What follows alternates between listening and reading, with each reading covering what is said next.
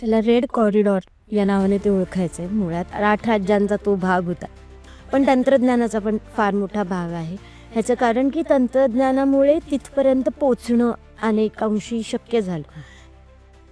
25 ते 28 डिसेंबर 2025मध्ये स्वतः पंतप्रधान मोदींनी सगळ्या या राज्यांच्या चीफ सेक्रेटरींच्या बरोबर सविस्तर बैठक घेतली होती.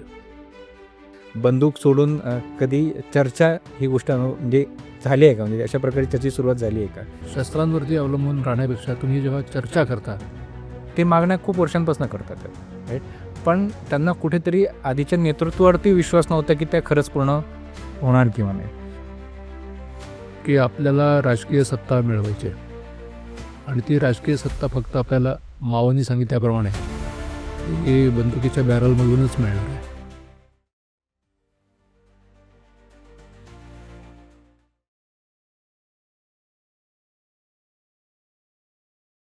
आणि ह्याच्या उलट मात्र 2014 नंतर चित्र खूप बदललं. म्हणजे पूर्णच बदललं असं म्हणायला हरकत नाही. पूर्वी असं होतं की अंतुले, मी मगाशी म्हणलं मुख्यमंत्री होते किंवा काही मंत्री सुद्धा होते. एखादा अधिकारी आवडला नाही, पोलीस अधिकाऱ्यांनी त्यांचं ऐकलं नाही की जाहीर सांगायचं, तुला गडचिरोलीला पाठवतो. तेवढंच आम्ही ऐकलंय लहानपणी की गडचिरोली काय म्हणजे लहानपणाचं अट्रॅक्शन जर म्हटलं जेव्हा आम्हाला कळत नव्हतं रादर ही 90s मिलियनच्या ज्यांना तेच असेल की काही तुला गडचिरोली म्हणजे एखादा अधिकारी रागवतो आणि तो त्याला दटवतो, थांब तुझ्या नावाचं गडचिरोलीचं पत्र काढतो. हा म्हणजे याला आपण जरी गमतीनं म्हणतोय आता हो ठीक आहे, पण तेव्हा त्याची भीषणता प्रचंड असेल. ते तर उदाहरण सांगायचं झालं तर अरविंद इनामदार हे नंतर पोलीस महासंचालक खूप झाले होते. अतिशय उत्कृष्ट अधिकारी म्हणून त्यांनी अनेक जिल्ह्यांमध्ये महाराष्ट्रामध्ये काम केलं होतं. ते सोलापूरला होते. सोलापूरहून त्यांचं आणखीन अंतुलेंचं काहीतरी बेनसलं. त्यांनी लगेच ऑर्डर काढली, तुमची नेमणूक गडचिरोलीला केलेली आहे. तर गडचिरोलीला ना पोस्ट ना त्या ठिकाणी काही व्यवस्था, पण तुमची पोस्टिंग केलेलं आहे. म्हणजे अशा प्रकारे एक पनिशमेंट पोस्टिंग म्हणून या नक्षलवादी समस्येकडे पण बघत नव्हतं. आणि ह्याच्या उलट 2014 नंतर पंतप्रधान मोदी झाल्यानंतर मात्र त्यांनी जे डायरेक्ट रिक्रूट्स होते, IAS असतील, IPS असतील, तर यांची पहिली पोस्टिंग त्यांनी ह्या अशा जे अवघड जिल्हे आपण म्हणतो किंवा ॲस्पिरेशनल जिल्हा म्हणतो, तर त्या ठिकाणी केली. पण त्यांना सांगितलं की ह्या ठिकाणची ही समस्या आपल्याला संपवायची आहे, त्या ठिकाणी विकास झाला पाहिजे. हा आणि बाकीच्या मग गोष्टी होत्या, जसं आता मी स्वतः पोलीस महासंचालक झालो, त्याबरोबर मी गडचिरोलीला भेट द्यायला गेलो होतो. तिथे गेल्यानंतर तिथल्या जवानांनी मला हीच गोष्ट वारंवार परत सांगितली की आमच्याकडे शस्त्र नाही आहेत, आमच्याकडे वाहनं नाही आहेत, आम्हाला प्रशिक्षण नाही आहे, आमच्या पोलीस स्टेशनमध्ये प्रोटेक्शन नाही आहे. तर हे मी नागपूरला आल्यानंतर त्या ठिकाणी मुख्यमंत्री देवेंद्रजी फडणवीसच होते. तर त्यांच्या कानावरती घातली. त्यांना खरं वेळ नव्हता. आपण तसं बसलो तसं ते विमानतळावरती बसलेले होते. पण मी मुद्दाम वेळ मिळवली, त्यांनी मला वेळ दिली आणि काय समस्या त्या ऐकून घेतल्या. ताबडतोब त्यांनी त्यासाठी निधी मंजूर केला. ताबडतोब त्यासाठी मंत्रालयातून आदेश काढले. तर पूर्वी हे प्रस्ताव जात नव्हते असं नाही. या गोष्टी पाहिजेत, त्या गोष्टी पाहिजेत, सगळं सांगितलं जायचं.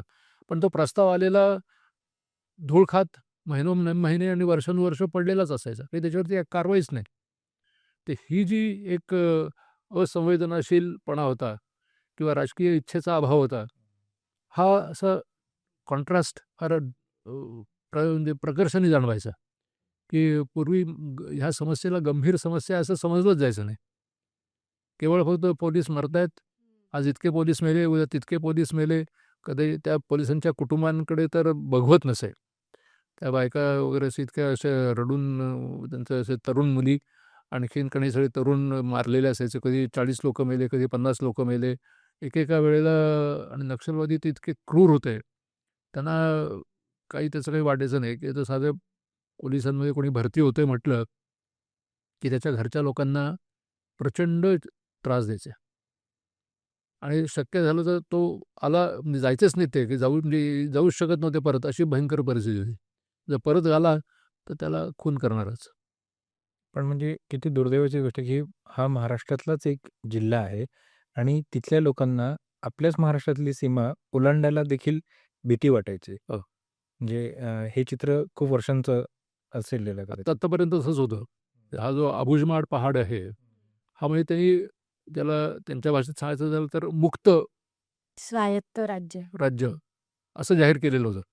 आणि नुसतं नाही, तिथे ह्या LTTEच्या वगैरे मदतीने तिथे त्यांनी शस्त्रास्त्राचे कारखाने चालवले होते. म्हणजे बाकीचं त्यांचे कॅम्प्स व्हायचे, प्रशिक्षण शिबिरं व्हायची, ती गोष्ट वेगळीच.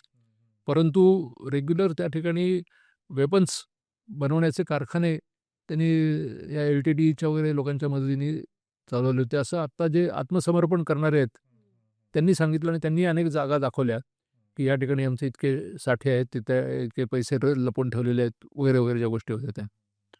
दुसरी गोष्ट एक महत्त्वाची झाली ती म्हणजे या विमुद्रीकरणामुळे. त्या लोकांना साधारणतः बऱ्याच लोकांना म्हणतात, की आमचे पैसे आम्हाला त्रास झाला, रांगेत उभं राहावं लागलं वगैरे. अंडरस्टूड. तो एक पार्ट आहे. परंतु जो ब्लॅक मनी होता, त्यातला फार मोठा आत्तासुद्धा आपण बघतोय, की कोट्यावधी रुपये त्या नक्षलवादी लोकांच्याकडे त्यांनी खंडणीतून मिळवलेले होते. आणि ते असे ठिकठिकाणी ते या अनेक गोष्टींसाठी वापरत होते, जसं शस्त्र घेणं असेल किंवा त्यांची इतर काही रसद असेल, तर त्यासाठी सगळे त्या निधीचा ते वापर करत असत. हे साधं सरकारी लोकांना किंवा कंत्राटदारांना तिथे जाणं अशक्य होतं. जर जायचं असेल, दर महिन्याला तुझ्या पगारातून एवढे पैसे द्यायलाच पाहिजे. मग तुम्ही कोणी असा. म्हणजे अगदी जनरल मॅनेजर काही की तिथे उदाहरण होती. जनरल मॅनेजरलाच त्यांनी पळवलेलं होतं. एवढे पैसे द्यायलाच पाहिजेत. अशी दहशत संपूर्ण त्या भागावरती पसरवलेली होती.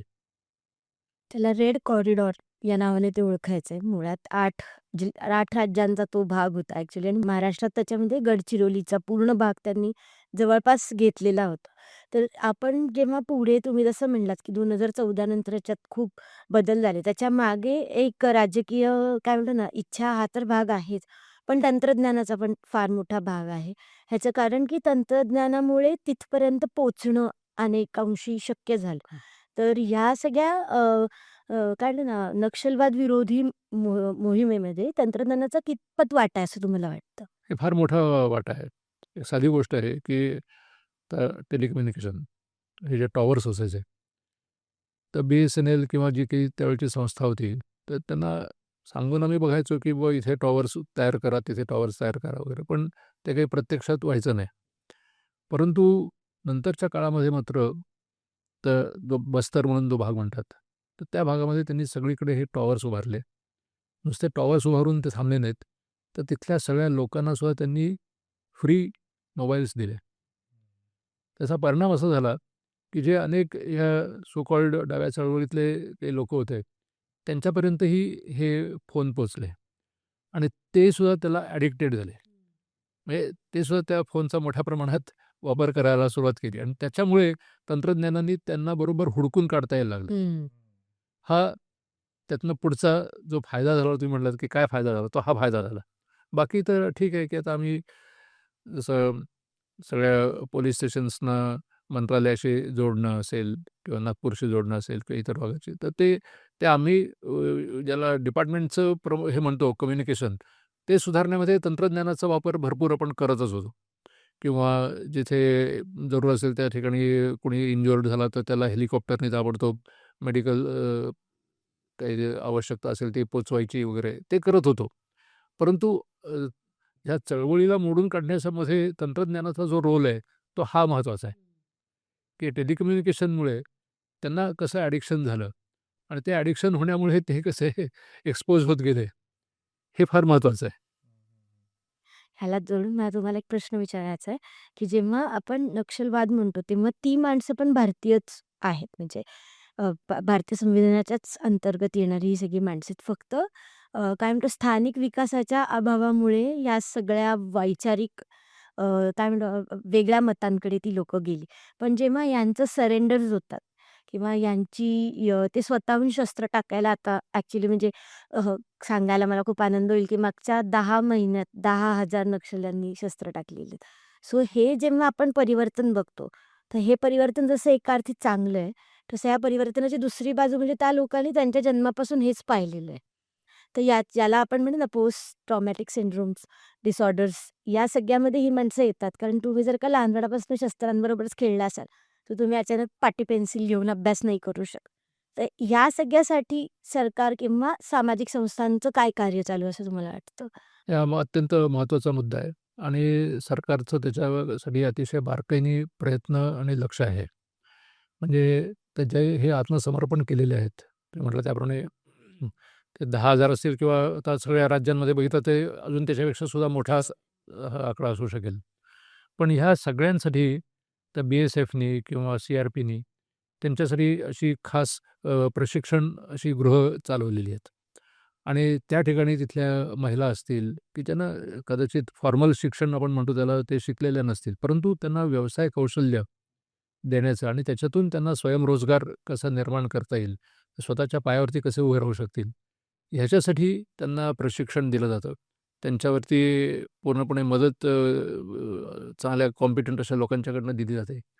त्यांना लागणारा निधी दिला जातो आणि त्यातून त्यांना स्वतःलाच असं वाटायला लागतं, की माझं मी चांगलं जगू शकते. कारण त्यांनासुद्धा कुटुंबाबरोबर राहायचं आहे. त्यांनासुद्धा शांततेने राहायचं आहे. त्यांना आवडत नाही आहे, की हे असं जंगलामध्ये आज इथे, उद्या तिथे फिरतायत. काही कोणाला कुटुंबाचं सौख्य नाही, काही नाही. तर हे त्यांनाही मान्य नाही आहे.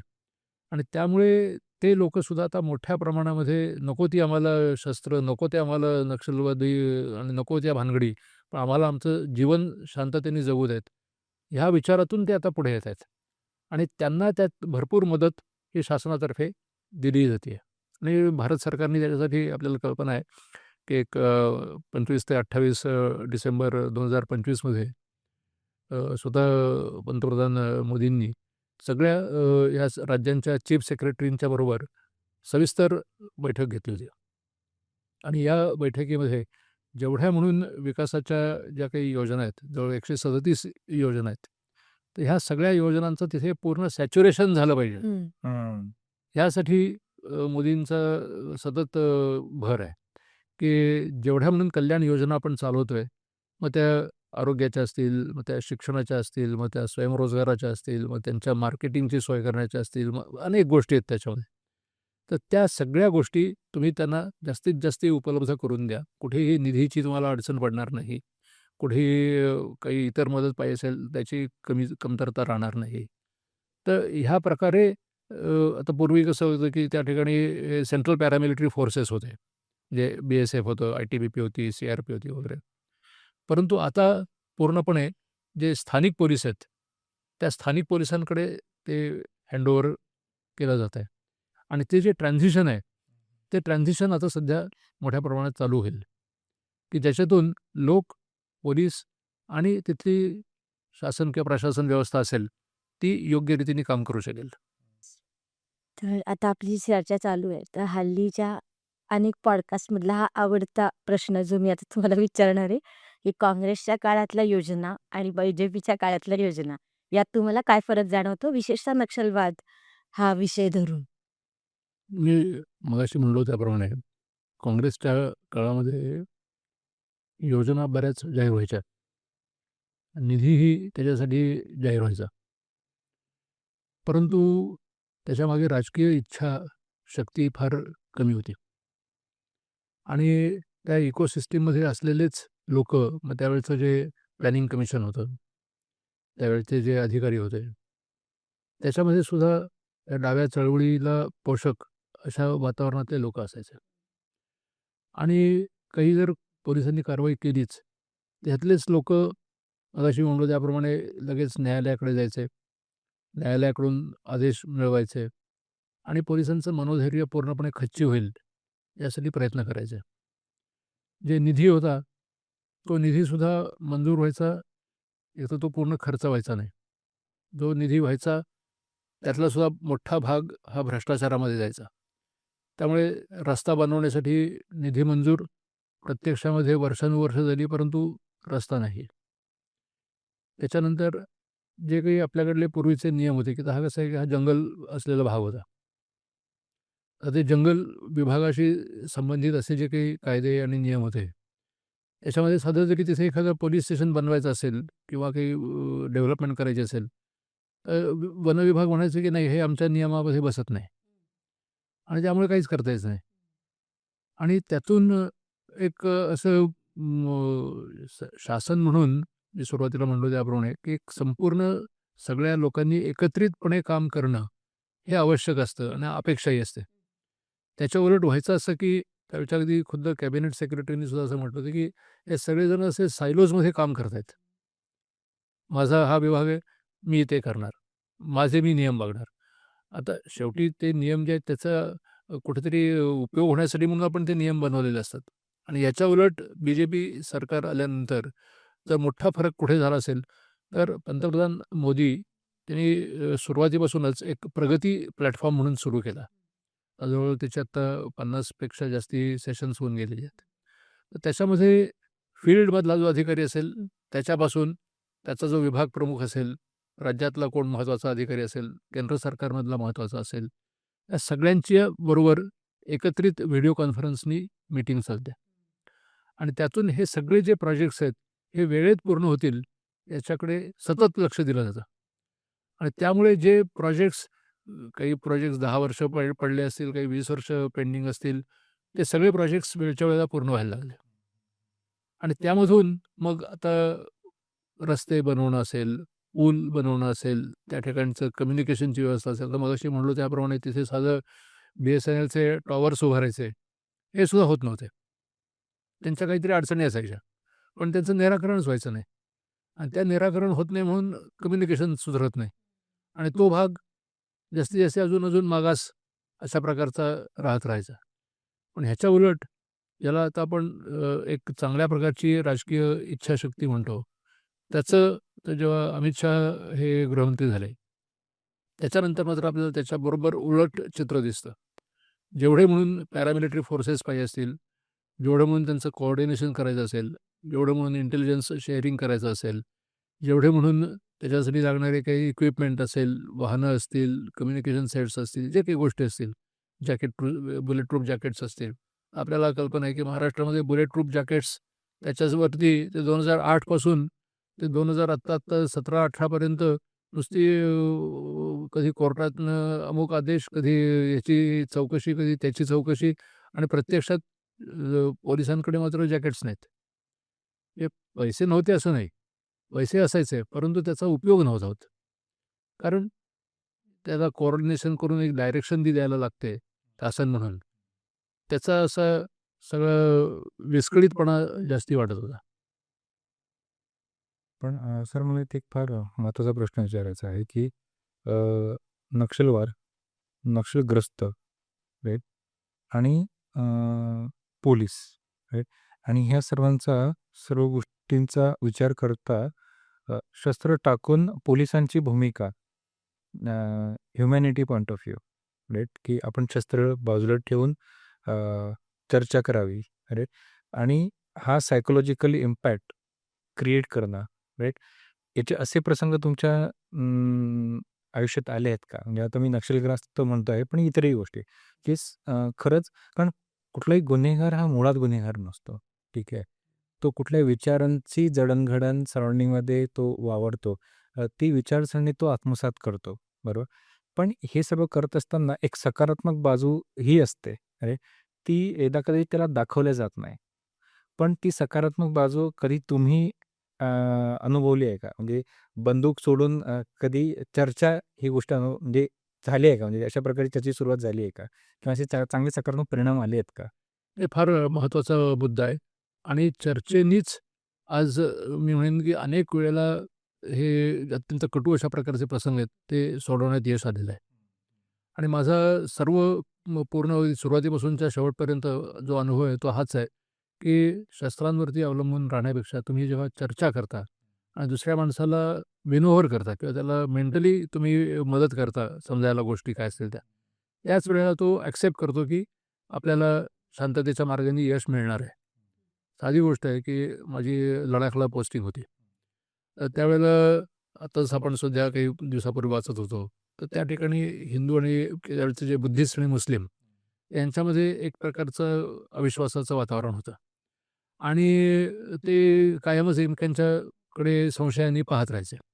आणि तिथून मग त्याचा परिणाम म्हणून अनेक विपरीत गोष्टी होत होत्या. कारण काय होतं की जे मुस्लिम होते त्यांचा पोलिसांवरती विश्वास नसायचा, त्यांचा बुद्धिस्टांवरती विश्वास नसायचा. बुद्धिस्ट जे होते त्यांचा मुस्लिम लोकांच्यावरती विश्वास नव्हता. पण मी जेव्हा एक बाहेरचा अधिकारी म्हणून तिथे गेलो, त्यावेळेला त्यांनी बघितलं की हा माणूस निपक्षपाती आहे. जो खरोखर गुन्हेगार असेल त्याच्यावरती कारवाई होती आहे. केवळ संशय म्हणून सगळ्यांना सगळे वाईटच आहेत असं समजलं जात नाही आहे. आणि त्याच्यामधून आम्ही त्या बुद्धिस्ट आणि मुस्लिम लोकांच्यामध्ये एक प्रकारचं अंडरस्टँडिंग डेव्हलप करू शकलो. आणि खुद्द त्यावेळेला बुटा सिंग गृहमंत्री होते. ते आले. त्यांच्यासमोर त्या दोन्ही पक्षांनी मान्य केलं की आता आम्ही विश्वासाने इथे काम करू म्हणून. आणि जेव्हा माझी तिथून बदली झाली त्यावेळेला तिथे अकबर लडाखी म्हणून मुस्लिम असोसिएशनचे मुख्य होते ते. त्यांनी सांगितलं की यांच्या येण्यामुळे किंवा इथे राहण्यामुळे आमचा भारतीय घटनेवरचा विश्वास दृढ झाला. मला असं वाटतं की ही सगळ्यात मोठी मला मिळालेली बक्षिसी होती, की लोकांचा विश्वास तुम्ही संपादन करणं. किंवा पोलीस आयुक्त म्हणून सुद्धा मी काम करत असताना किंवा पोलीस महासंचालक म्हणून सुद्धा काम करत असताना आम्ही संपूर्ण राज्यामध्ये जवळजवळ 5 लाख पोलीस मित्र तयार केले होते.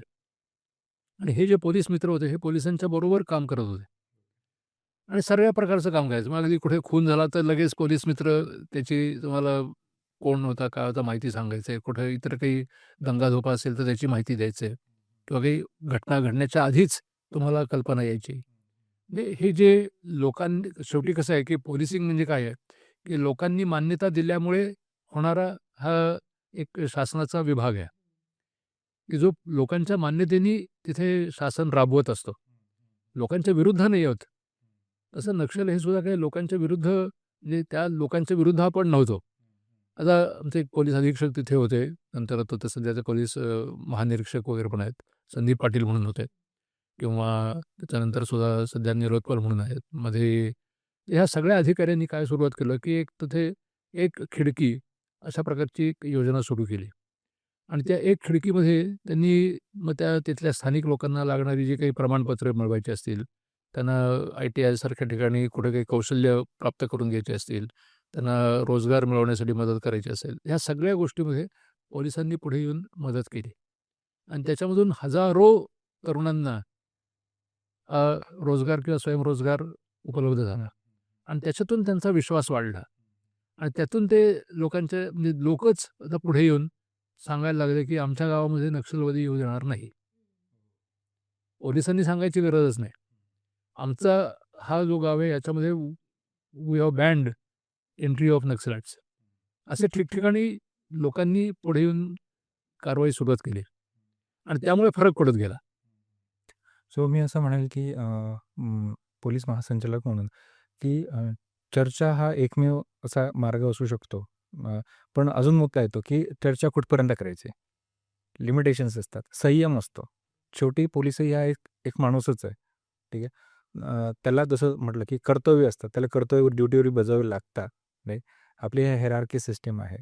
तर चर्चा कुठपर्यंत करायची आणि कुठपर्यंत ती थांबावी हाही तेवढाच एक मुद्दा येतो. खरं जेव्हा तुम्ही ह्या सर्व गोष्टी करताय तेव्हा पोलीस ट्रेनिंगमध्ये पर्टिक्युलरली राईट, शस्त्राचं हे सर्व आपल्याला ट्रेनिंग दिलं जातं.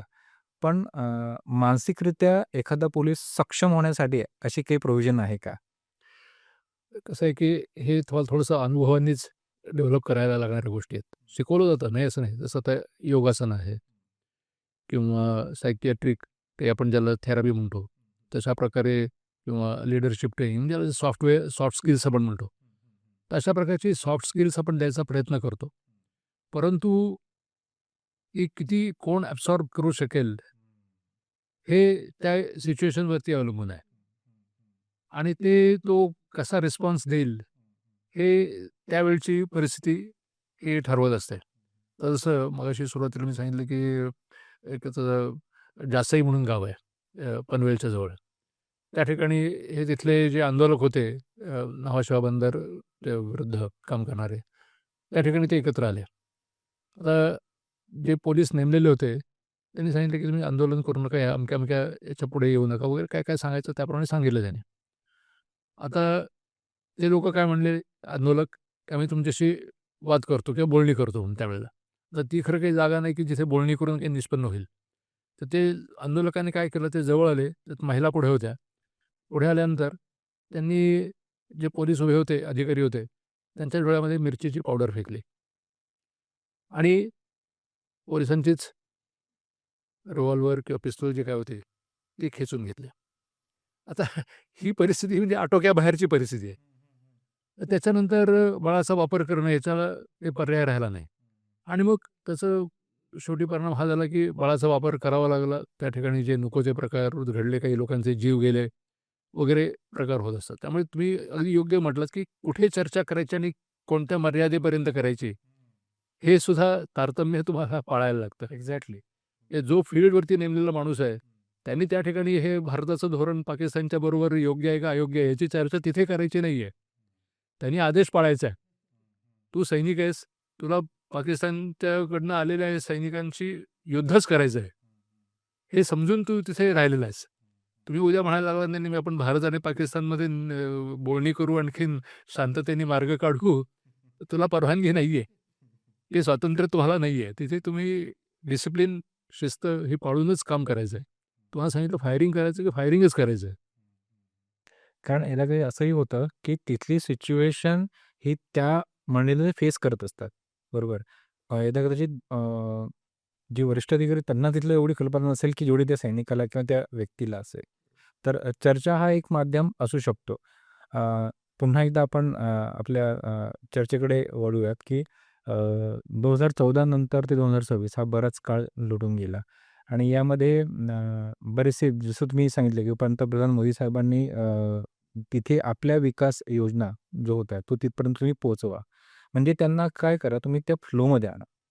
हे फार महत्त्वाचं. म्हणजे जिथे चर्चा थांबते, तिथे एकदा कदाचित नकारात्मकताचे बीजं रोवली जातात. बरोबर. असं म्हटल्यास काही वावगं ठरलं नाही. पण जेव्हा आपण कुठल्याही सिस्टमला किंवा कुठल्याही व्यक्तीला जिथे संवाद थांबलेला त्याला पुन्हा सुरू करतो, तर यदा कधी त्या प्रवाहात आपण त्यांना आणण्याचा प्रयत्न करतो. सो असे मागच्या 4 ते 5 वर्षांमध्ये असे कुठले प्रयत्न झाले, की त्यांना आपण सामावून घेऊ? कारण गडचिरोली हा महाराष्ट्रातलाच एक भाग आहे. आपल्याला एक सांस्कृतिक परंपरा आहे. हां. आणि कुठेतरी शस्त्र चालवल्यापेक्षा आपण त्या लोकांना प्रवाहात आणू. राइट? असे काही प्रसंग तुम्हाला मागच्या काही 4-5 वर्षात आलेत का? नाही, असे आपण वारंवार प्रयत्न सतत चालू ठेवलेले आहेत, की आपण असं त्यांना एकतर आपला शत्रू असं समजत नाही. त्यांच्याशी आपला संवाद ठेवतो. परंतु दुसरं कसं होतं, की त्यांच्या आयडिओलॉजीमुळे किंवा ही जी नेतृत्व होतं, हे महाराष्ट्रापेक्षा जास्ती नेतृत्व हे तेलंगणा किंवा आंध्र प्रदेश किंवा बस्तर हा जो भाग आहे, तिकडलं होतं. आणि त्यामुळे त्यांच्याही हातात काही फारसं नसायचं. तेही उलटाच वरता त्यांची जी काही कमांड आहे, म्हणजे चेन ऑफ कमांड होती, तर त्यांनी सांगितलंय म्हणून ते उलटंच वागत राहायचं. म्हणजे जसं तर शस्त्र टाका. तर शस्त्र टाका हा संदेश आपण वारंवार सगळ्यांना देत होतो. आत्मसमर्पण करा, शस्त्र टाका. त्याच्यासाठीचं जे धोरण होतं, हे आजचं नाही आहे. हे जवळजवळ गेली 25 वर्ष चालू असलेलं धोरण होतं. परंतु त्याचा परिणाम होत नव्हता. त्याच्यासाठी संवाद होता. परंतु त्या संवादाचा परिणाम होत नव्हता, कारण त्याच्या मागची त्यांचं जे नेतृत्व होतं, त्या नेतृत्वाचा ह्या चर्चेवरती विश्वासच नव्हता. आता ओके. कालचंच वाक्य आहे, देवजी म्हणून त्यांचे एक मोठे नक्षल लीडर होते. त्यांनी आत्मसमर्पण केलं. आता त्यांनी आत्मसमर्पण केल्यानंतर त्यांचं म्हणणं काय, की माझ्याबरोबरचा दुसरा जो कोणी नेता होता, त्याला मी सांगितलं, की तूही आत्मसमर्पण कर. परंतु त्याचा एन्काउंटर झाला, आणखीन त्यात तो मेला. आता मेलाचं कारणच काय, की ते शस्त्र सोडायला तयारच नव्हते. शस्त्र ठेवणारच हा त्यांचा अट्टाहास होता. ह्या माणसाने ऐकलं. त्यांनी त्याच्याबरोबर अजून बाकीचे अनेक त्यांचे लीडर्स होते, त्यांनीही शस्त्र ठेवली आणि ते पुढे आले. मी जोपर्यंत आर्म्ड रेव्होल्यूशनच आमचा सगळ्याला उपाय आहे असं समजून चालत आहे, तर त्याला तसंच उत्तर देणं, मग तुम्ही म्हणलं तसं एक कुठेतरी मर्यादा आहे. तुम्ही म्हणाल मी माझी शस्त्र ठेवीन, तुम्हाला मी ठार मारीन आणि माझ्याशी बोलणी करा. ही बोलणी होत नाहीत. हे दमदाटी आहे आणि हे धमकी आहे. धमकीनी शासन तुमच्याबरोबर वागणार नाही आहे. शासन तुमच्याशी बोलणी तेव्हाच करेल, की जेव्हा तुम्ही शस्त्र खाली ठेवाल. आणि हाच प्रयोग आपण नुसता इथेच नाही, तर नॉर्थ ईस्टमध्ये सुद्धा अनेक जे गट होते, आपण वारंवार पाहिलेलं असेल, त्या सगळ्या गटांची बोलणी करून त्यांच्याकडनं देखील त्यांनी शस्त्र खाली ठेवली आणि त्यांच्या ज्या काही मागण्या होत्या रिझनेबल होत्या. आम्हाला अमुक एक शेड्यूलप्रमाणे तुम्ही वेगळी वागणूक द्या, की आमची अशी विकासाची कामं करा, आमच्या भाषेला महत्त्व द्या, आमच्या संस्कृतीला महत्त्व द्या. बरं. त्याप्रमाणे आपण त्या मान्य केलेल्या आहेत. कारण मला इथे जोडून असा एक प्रश्न विचारायचा की कुठल्याही कामाचा एक मोटिव्ह असतो, बरोबर? तर तो मोटिव्ह एकदा कदाचित नक्षलग्रस्ताचा अ, आपल्याला समजलाच नाही आणि नंतर समजायला लागलं की त्यांचा मोटिव्ह काय आहे. पण एकदा कदाचित मोटिव्ह हा चर्चेतनं समजतो. अरे, टू वे डायरेक्शन जेव्हा तुम्ही बोलणी करता तेव्हा त्यातला मोटिव्ह येतात. जसं तुम्ही म्हटला की आम्हाला आमच्या मागण्या ह्या आहे, राईट? पण दुसरं अजून एक नाण्याची अशी बाजू आहे की अ, ते मागण्या खूप वर्षांपासून करतात आहेत, राईट? पण त्यांना कुठेतरी आधीच्या नेतृत्वावरती विश्वास नव्हता की त्या खरंच पूर्ण होणार किंवा नाही. हे तसं नव्हतं. काय होतं, की या लोकांचं तत्त्व फार सुस्पष्ट होतं, की आपल्याला राजकीय सत्ता मिळवायची आहे आणि ती राजकीय सत्ता फक्त आपल्याला मावांनी सांगितल्याप्रमाणे ही बंदुकीच्या बॅरलमधूनच मिळणार आहे. आपण इथे हत्याच करायच्या आहेत. आपण इथे पोलिसांना, सैन्याला, जे प्रशासनातल्या गोष्टी असतील त्यांना ठारच मारायचं आहे. हे त्यांचं सुस्पष्ट होतं आणि त्या दृष्टीनेच त्यांनी पहिल्यापासून सतत प्रयत्न चालवलेले होते. त्यांचा या घटना आता मगाशी सांगायचं राहिलं, की घटनेप्रमाणे वर पण म्हटलात, त्यांचा घटनेवरती विश्वास नव्हता. किंबहुना ही घटना आमच्यासाठी नाही आहे आणि ही घटना आम्ही मान्य करत नाही. हाच त्यांचा पहिल्यापासूनचा सतत सांगितला जाणारा संदेश होता.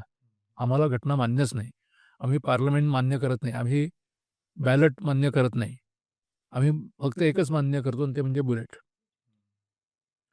आणि त्यामुळे आणि त्याचं त्यांना जी प्रेरणा होती, ती ही माओ आणखीन चीनपासूनच होती. आणि त्यांना तसं इंटरनॅशनली ही मदत मिळत होती. त्यामुळे त्यांना असं वाटायचं की हा दंडकारण्य हा जो सगळा भाग आहे, हा फार अगदी पशुपतीपासून ते तिरुपतीपर्यंत आपलं राज्य आहे. मी जेव्हा जॉइन केली सर्व्हिस तेव्हासुद्धा त्यांचा हा जो लिबरेटेड झोन हा प्रकार आहे, हा होताच. त्यांनी अनेक बिहारचे असतील, ओरिसाचे असतील, मध्य प्रदेशचे किंवा बस्तरमधले भाग असतील, हे जाहीर केलेले होते की हे आमचा मुक्त असा भाग आहे. तर आबुजमाल पहाड आहे, त्या ठिकाणी प्रशासनाचा तुम्हाला एकही व्यक्ती कधी मिळाला नसता किंवा मिळत नव्हता. कारण जाणं अशक्य होतं. त्यामुळे त्या लोकांची त्यांच्या मागण्या समजल्या नाही आहेत म्हणून बोलणी हा प्रकारच नव्हता.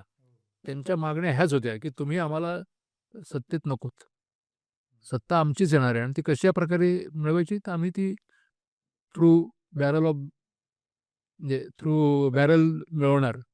हे आम्हाला मावांनी सांगितलेलं हेच आमचं तत्व आहे. आणि राजकीय सत्ता प्रस्थापित करणं, सगळ्या इथल्या लोकांना ठार मारणं, हेच मुळी त्यांचं जाहीर अशा प्रकारचं धोरण होतं.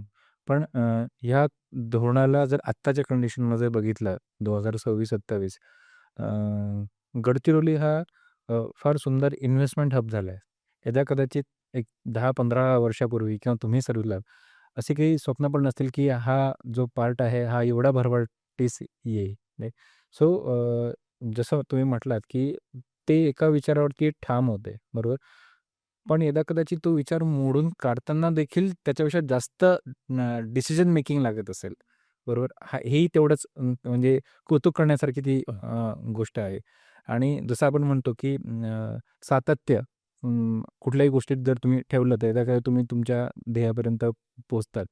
कारण देवेंद्र फडणवीस साहेबांचा बराचसा पाठ होता की त्यांनी गडचिरोलीचे पालकत्व स्वीकारलं होतं, राईट? आणि फक्त ते बोलले नव्हते. आज जर तुम्ही बघितला दावोसला बऱ्याच मीटिंग झाल्या आहेत. खनिज संपन्न भाग आहे तो गडचिरोली. आज तिथं बराचसा स्टील हब झालेला आहे.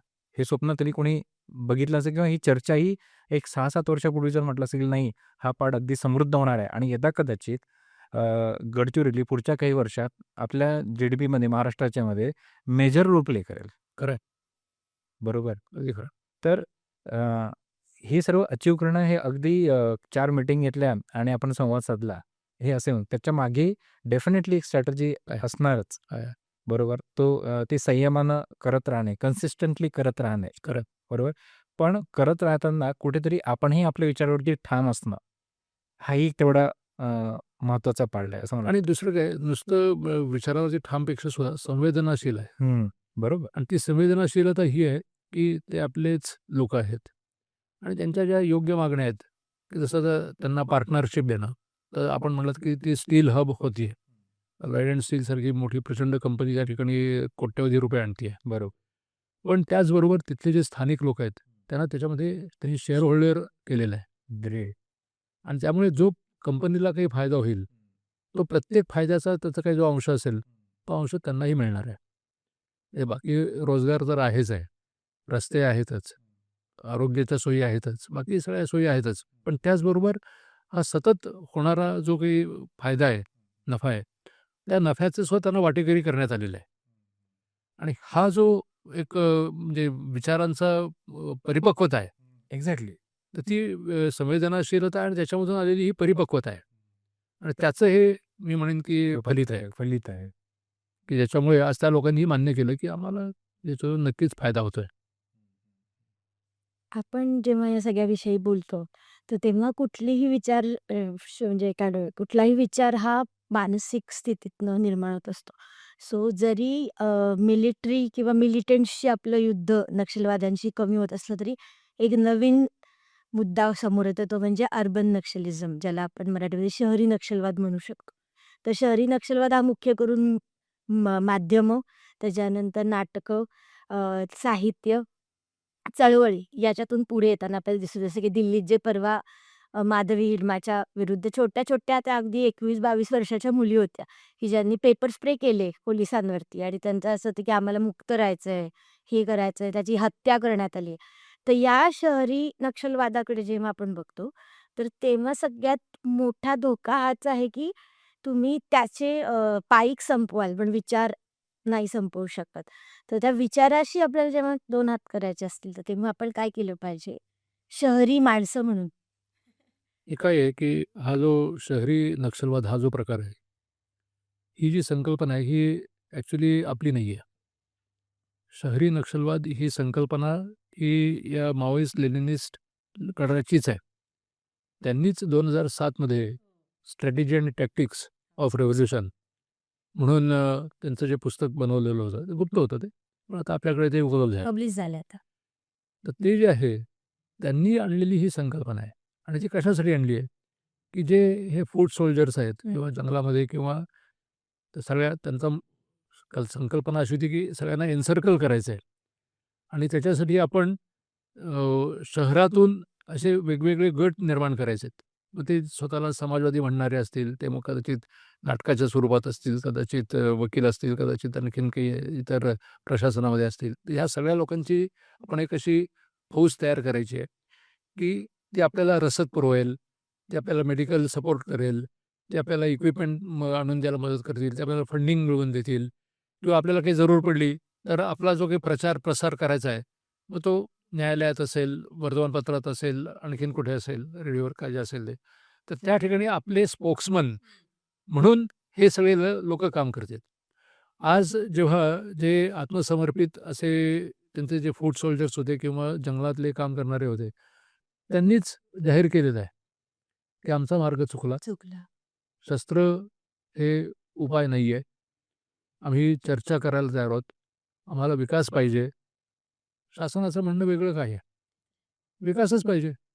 पंतप्रधान मोदींनी स्वतः जाहीर केलेलं की मला 2047 पर्यंत ह्या देशाला विकसित ते अशा प्रकारचा देश बनवायचा आहे. आता विरोध राहिला कुठे? दोघेही हेच म्हणतात की आम्हालाही विकास पाहिजे. ते. पंतप्रधानही म्हणतात विकास पाहिजे. आत्मसमर्पित लोकही म्हणतात आम्हाला विकास पाहिजे. हे जर असेल तर हे जे अर्बन नक्षल्स आहेत, की त्यांचे स्पोक्समन म्हणून काम करणारे जे आहेत, त्यांचा उद्देश जो होता की आपण विकास रोखायचा. तर विकास रोखायला कोणालाच हे नाही. इच्छा नाही आहे. जे तळागाळातले लोक आहेत त्यांना विकास पाहिजे. जे नेतृत्व आहे त्यांना विकास पाहिजे. विकासाच्या विरोधात काम करणारे आणि भारताचा GDP वाढू नये, इथे मेट्रो होऊ नये, इथे कारखाना होऊ नये, ही प्रचार किंवा विचारसरणी असणारे जे मधले अर्बन नक्सल्स होते, ते आता लटकत राहत आहेत. भटकत राहत. आणि ते लटकण्यामुळे त्यांना आता सगळ्या लोकांनी झिळकारलेलं आहे. ते त्यांना काय म्हणायचं ते म्हणत राहतील. नाही. कोण काय म्हणेल त्याला आपण विरोध करू शकत नाही. पण जोपर्यंत ते शस्त्र हातात घेत नाहीत किंवा शस्त्र धारण करा म्हणून प्रचार प्रसार किंवा प्रयत्न करत नाहीत, तोपर्यंत वैचारिक स्वातंत्र्य या नावाखाली त्यांनी काय बोलावं आणि काय असायची तुम्ही कोणाची जीभ धरू शकत नाही असं मराठीत म्हणतात. नाही, एखाद्या मारणाऱ्या शस्त्र मारणाऱ्या माणसाचा किंवा काठी मारणारा माणूस असेल त्याचा हात धरू शकता. पण बोलणाऱ्याचा हा काय आपण जीभ पकडू शकत नाही. त्यामुळे असे वाचाळ लोक जे आहेत ते त्यांचं चालू द्या, बोलू देत, काय हरकत नाही. नाही, भारत हा 2047च्या आधीच विकसित देश होणार याच्यात काही हे आता सत्य आहे. त्याच्यातून आता माघार नाहीये. पण हे जे ज्याला आपण म्हणू ना, या दोन विचारांमधले जे घर्षण आपण बघतो, तर या घर्षणात मध्यबिंदू नवीन पिढी आहे. कारण ती सोशल मीडियावरती आहे. ती समाज माध्यमांच्या सोबत समाजात सुद्धा वावरते आहे. तर या सगळ्या मुलांना तुम्ही काय सांगाल, की हे अशा पद्धतीच्या विचारांपासून लांब असं नाही, पण ते समजूनही घेतले पाहिजे. कारण असं नाही होऊ शकत, की पूर्ण समाज एका विचाराचा झाला. हे पण चुकीचंच आहे समाजाच्या वाढीच्या दृष्टिकोनात. पण ह्याच्यातलं चूक काय आणि बरोबर काय हे कसं ठरवावं असं तुम्हाला मुख्य मुद्दा काय आहे, की नवीन पिढीच असं नाही, प्रत्येक पिढीची ही अपेक्षा हीच असते, की सुशासन पाहिजे. तर सुशासन म्हणजे काय? तिथे भ्रष्टाचार नसावा. सर्वांना संधी मिळावी, योग्य संधी मिळावी. संधीप्रमाणे ज्याला जो त्याची योग्यता असेल, त्याप्रमाणे त्याला त्याचं उपजीविका मिळावी किंवा काय रोजगार असेल तो मिळावा. ही लोकांची अपेक्षा आहे. त्यामुळे शासनाने सुद्धा आपण सतत लोकांच्या ऑब्झर्वेशनमध्ये आहोत हे मान्य करून लोकांशी संवाद ठेवायला पाहिजे. जिथे काही चुकतं असं वाटत असेल त्या ठिकाणी लोकांच्या बरोबर संवाद वाढवायला पाहिजे आणि लोकांना बरोबर घेऊनच कामं करावी. हे ज्यावेळेला आपण करू त्यावेळेला ते सुशासन होतं. तर सर मला आता असा एक प्रश्न विचारायचा होता कधी या डिस्कशनच्या बाहेरचा असेल की अ, जेव्हा एक IPS ऑफिसर की पोलीस महासंचालक तरुण वयात ते एका रिटायरमेंट स्टेज असे बरेचसे प्रसंग येतात त्या व्यक्तीच्या आयुष्यामध्ये. तेव्हा अ, असं वाटलं की रिस्क है तो इश्क है असे काही प्रसंग आले तुमच्या आयुष्यात की तुम्हाला असं वाटतं की I am in power right आणि मला असं वाटतं की हे असंच व्हायला पाहिजे राईट. बरेचसं असं वाटतं ना जेव्हा तुम्ही त्या पोझिशनला त्या पॉवरला कॅरी करता ठीक आहे. तेव्हा मेंदू आणि मन याच्यामधलं युद्ध हे एकदा कदाचित डेली होत असेल बरोबर. तेव्हा असे काही प्रसंग आले जेव्हा तुम्ही नागपूरला कमिशनर म्हणून राहिलेला तुम्ही CBIमध्ये पण बरेच वर्ष होतात. तेव्हा आपल्या ज्या पोझिशनला मी बसलेलो आहे आत्ता ठीक आहे. त्या पोझिशनमध्ये बरंच काही करू शकतो. पण मला मुळात करायचं नाही. ठीक आहे. ते मन आणि मेंदू याच्यातलं जे युद्ध आहे असे काही प्रसंग आलेत का? त्याचे डेली आलेच ते. नाही तसं म्हणणं अवघड आहे. कारण एकदा तुम्ही सेवाभावाने काम करायचं ठरवलंत किंवा अशा प्रकारचे प्रसंग कमीत कमी येतात. दुसरं असं आहे की सतत म्हणजे आता बाहेरून आपल्याला कल्पना येत नाही. पण ह्या सर्व्हिसमध्ये तुम्ही असता त्यावेळेला 24 तास तुमचा लोकांच्या बरोबर संवाद चाललेला असतो. वेगवेगळ्या प्रकारच्या लोकांशी संवाद चाललेला असतो. कदाचित काही शासनातले असतात, काही लोकांच्यामधले असतात, काही लोकप्रतिनिधींमधले असतात, काही इतर विभागांमधले असतात. पण हा सतत चालणारा जो संवाद आहे, त्यामधून एक तुम्ही जर संवेदनाशील असे अधिकारी असाल, तर आपल्याला कोणत्या दिशेने जायचं आहे, कुठे आपल्याला मागे यायला पाहिजे, कुठे आपण अजून तंत्रज्ञानाचा वापर करून प्रगती करायला पाहिजे, याची एक कशी सतत जाणीव होत राहते. आणि त्यातून मग तुम्ही प्रशिक्षण किंवा काही इतर ज्या गोष्टी असतील त्याच्याकडे पण वळता. आणि एक चांगल्या प्रकारे आणि ते तुमचं जे ते रिवॉर्ड आहे ते तुम्हाला असं सतत लोकांच्या अपेक्षांमधून किंवा याच्यातून होत राहतं. एक साधी गोष्ट होती की मी नागपूरला पोलीस आयुक्त असताना त्या ठिकाणी एक पोलीस ट्रेनिंग स्कूल म्हणून आहे. तर त्या ठिकाणचा जो रस्ता होता तर त्या ठिकाणी काही वेळेला चेन स्नॅचिंग्स वगैरे व्हायच्या. तर मला एका महिलांनी तिथल्या राहणाऱ्या होत्या त्यांनी कळवलं फोन केला असेल की हा असा भाग आहे, इथे नेहमी शांतता असते पण इथे चेन स्नॅचिंग्सही होतात. ताबडतोब ज्यावेळेला मी तिथे काही पोलिसांची नेमणूक केली आणि पेट्रोलिंग वगैरे वाढवलं, तर ताबडतोब त्या ठिकाणच्या चेन स्नॅचिंग्स कमी झाल्या. त्यांनी आपणहून मग कळवलं की आता आम्हाला जास्ती सुरक्षित वाटतंय. किंवा तिथे एक ते आपल्याला कल्पना आहे की जी सराफांची वगैरे दुकानं असतात. या सराफांच्या दुकानामध्ये नेहमी चोऱ्या, घरफोड्या किंवा काय प्रकार होत राहतात. तर मी तिथले एक मोठे सराफा असोसिएशनचे मुख्य होते. तेव्हा त्यांच्या दुकानात गेलो. त्यांना म्हणलं, की तुमच्याकडे इतक्या व्हॅल्युएबल अशा या गोष्टी आहेत, सोनं आहे, चांदी आहे, काय आहे त्याच्यातून. तर तुम्ही CCTV लावून घ्या. तुमच्या जे काही आहे त्याला अलार्म सिस्टम लावून घ्या, की ज्या आवश्यक आहेत. तर त्यांनी मला सांगितलं, की नाही आमचं 25 वर्ष झालं हे दुकान आहे आणि आम्हाला आत्तापर्यंत कधी असं काही झालेलं नाही. म्हणलं, "नाही गुप्ताजी, हे तुमचं सांगणं बरोबर नाही. काल झालं नाही किंवा 25 वर्षात झालं नाही म्हणून उद्या होणार नाही असं नाही. पण माझ्याकडे माहिती अशी आहे, की आज रात्रीच होणार आहे. तुमच्याच दुकानावरती दरोडा पडणार आहे." म्हणजे तुम्हाला काय माहिती? म्हणून मी सांगतो ना, तुम्ही इथे तुमच्या इथे दरोडा पडणार आहे. तुम्ही ताबडतोब CCTV लावून घ्या. तुम्ही ताबडतोब त्या ठिकाणी अलार्म सिस्टम लावून घ्या. मी त्यांच्या मागेच लावलो आणि म्हणलं, नुसतं तुम्ही नाही, तुम्ही या सराफा असोसिएशनचे मुख्य आहात. जेवढी म्हणून सराफ्यांची दुकानं असतील, त्या सगळ्या दुकानांना तुम्ही ही व्यवस्था करायची जबाबदारी तुमची आहे. त्यांनी हो ना करता करता ते मान्य केलं. त्याप्रमाणे सिस्टम लावल्या आणि खरोखरच असं झालं, की चोर किंवा दरोडेखोर जे काय होते ते आले. त्यांनी बघितलं, की लगेच तो अलार्म वाजतोय, त्या ठिकाणी CCTV दिसतोय. ते प्रयत्न केला, पण यशस्वी होऊ शकले नाहीत.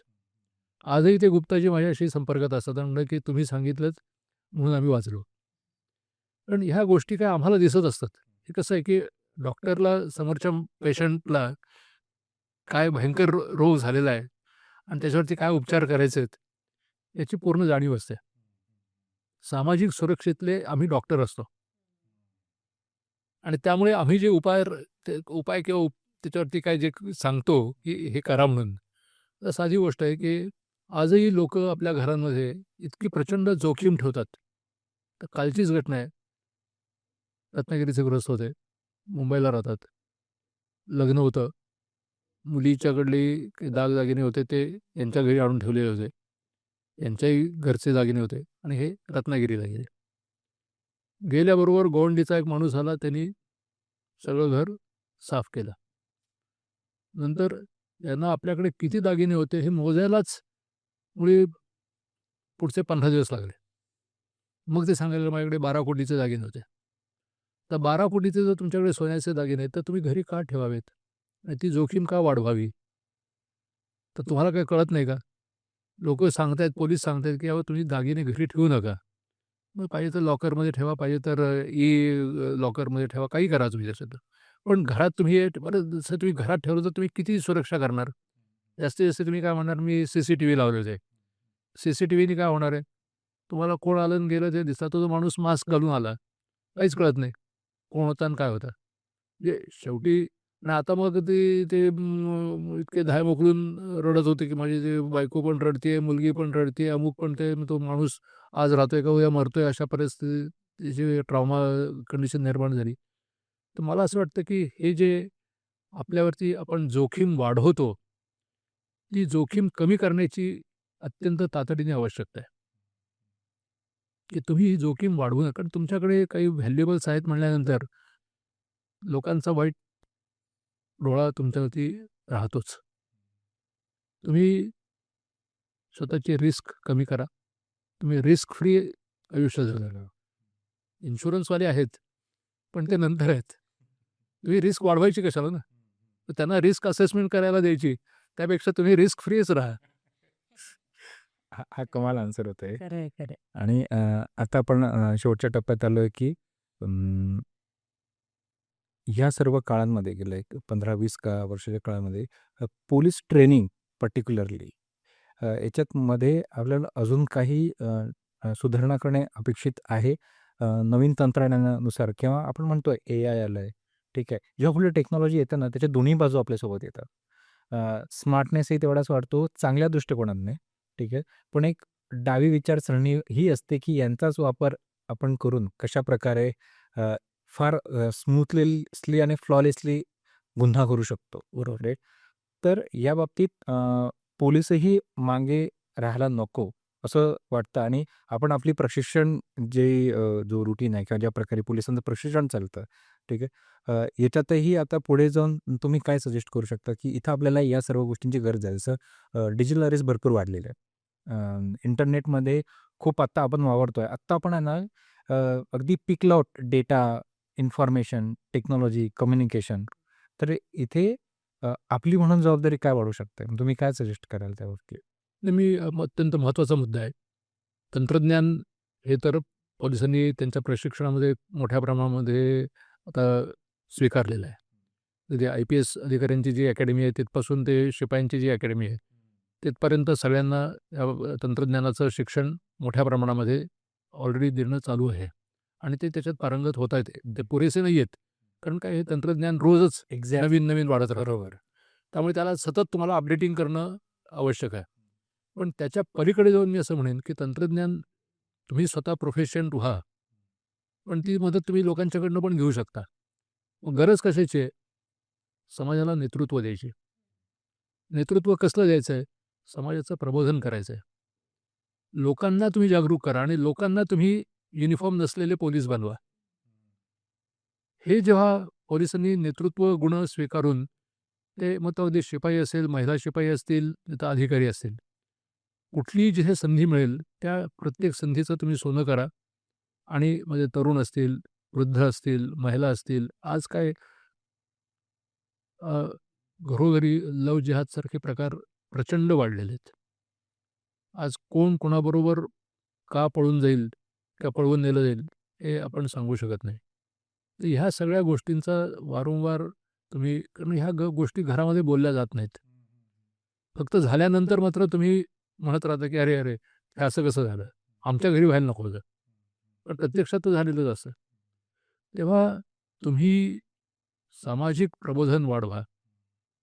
तुम्ही जे कुटुंबाचं सौख्य आहे, ते कसं वाढेल त्याच्यासाठी प्रयत्न करा.